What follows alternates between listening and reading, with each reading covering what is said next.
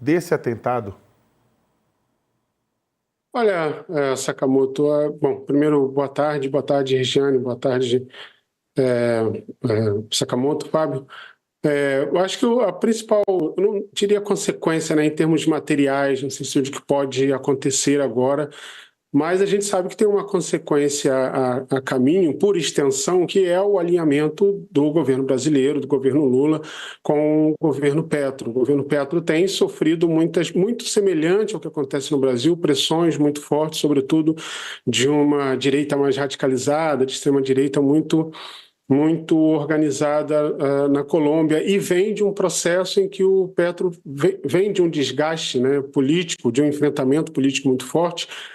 Já teve vários, mas agora com o chamado decretaço, né, do Petro, que é para aprovar uma reforma trabalhista, e que tem tido muita resistência, e que ele perdeu alguns ministros, e que ele disse que ministros que não aceitassem, não se alinhassem com o decreto, que, né, deveriam deixar o governo, etc.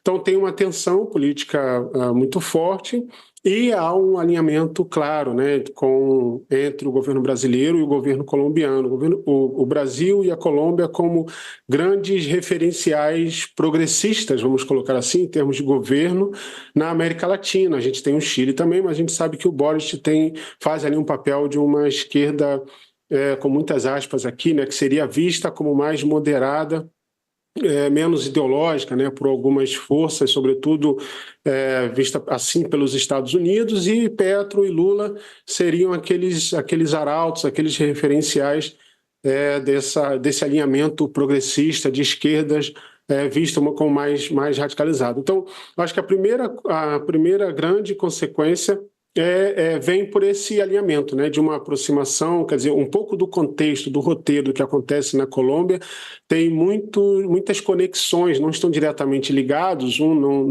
não tem uma ligação direta com o outro, mas tem muitas conexões e comparações com o contexto brasileiro. Então, na medida em que uma resistência, essa é uma consequência importante, na medida em que uma resistência cresce, né, um discurso, sobretudo de uma intolerância e de uma radicalização de uma esquerda que quer se manter no poder, que está no poder nesse momento nos seus países, uma radicalização de uma resistência vindo de uma direita, de uma extrema-direita na Colômbia, cresce, aumenta também o olhar sobre as tensões de um governo progressista com a sua direita e a sua extrema-direita, no caso aqui no Brasil.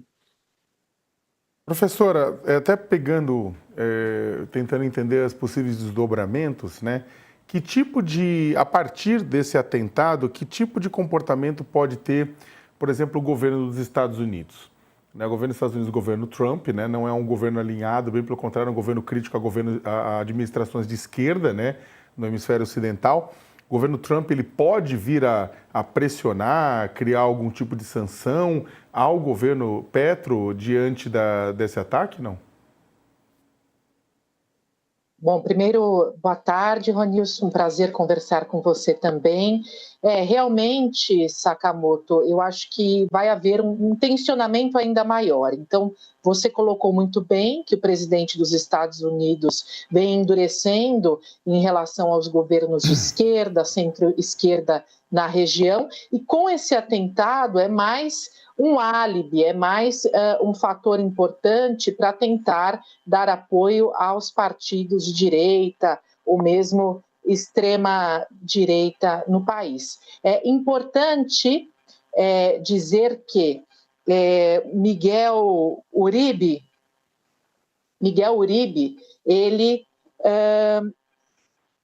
deriva, né? Ele tem uma trajetória política bastante importante na medida em que ele foi filho de uma jornalista que morreu justamente baleada numa tentativa de resgate em 1991, quando ela estava aprisionada por grupos guerrilheiros. Então imagine que Miguel Uribe ficou órfão aos 6 anos de idade e com isso, claro, ele enveredou ao longo da sua vida, da sua trajetória política, para os partidos de direita. E como eu disse já, ele foi, em 2022, o senador mais votado. O que eu quero dizer com isso? Ele teria realmente chances de ser eleito na Colômbia no próximo ano. No entanto, com essa situação, se por um lado agrava o estado de saúde dele, por outro lado, nós podemos imaginar que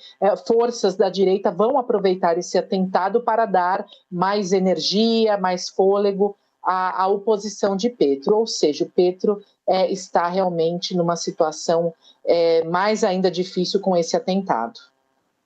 Ronilson, jogando para você de novo, né? A América do Sul, bem, a gente sabe, a gente conhece o nosso subcontinente, é um lugar que vocês têm historicamente golpes de Estado, interferências internacionais, milícias, paramilícias, guerras internas, guerras civis, né?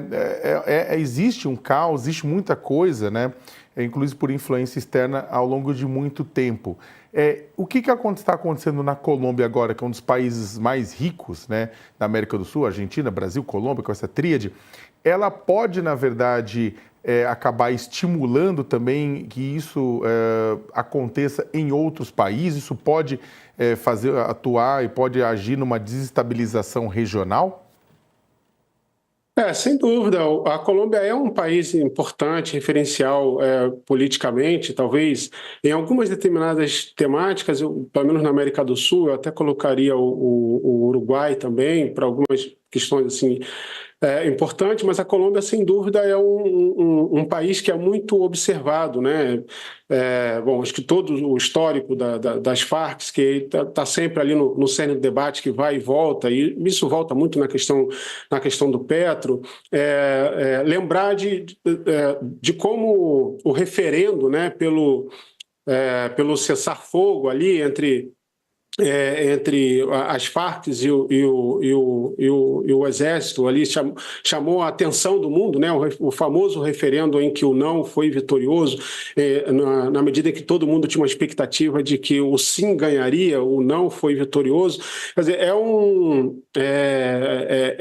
um país que tem um certo holofote no continente. Então, sem dúvida, o que se desdobra na Colômbia a partir daqui, mesmo com a posse do Petro, né, todo o simbolismo que ele traz com a sua vitória, de colocar uma mulher negra como vice, né? O Lula fez toda aquela sua posse referencial, em que ele sobe com uma pessoa portadora de deficiência, com indígena, com mulheres, mulher negra e etc. Mas o Petro efetivamente, né, colocou uma mulher negra afro-indígena dentro do governo como vice-presidente. Então, todos esses passos que são muito simbólicos e muito afrontadores para uma certa categoria política no continente. Então, sem dúvida, o que há de se desdobrar, eu acho que mais do que a gente tem acompanhado, né, o nível de violência, por exemplo, no Equador, e como isso tem chamado a atenção do continente, mas eu acho que em termos de repercussão internacional e, sobretudo, em termos de extrair a atenção e a reação dos Estados Unidos, sem sombra de dúvida, a Colômbia tem mais peso político, tem um referencial, um cabedal muito mais importante, e como a Regina acabou de colocar, né, como as forças de direita começam a se organizar na Colômbia. Hoje mesmo eu estava vendo várias postagens da Maria Fernanda Cabal, né, sobre isso. E para fechar, como essas forças de direita da Colômbia estão cada vez mais conectadas com os Estados Unidos, né? Eu acho que Brasil e Colômbia talvez sejam os dois países da América Latina, em especial a América do Sul, com a maior representatividade hoje no CIPAC, por exemplo, que é a grande conferência conservadora dos Estados Unidos e cada vez mais internacional. Então, sim, aquilo que acontece na Colômbia tem como ter grandes desdobramentos para o continente.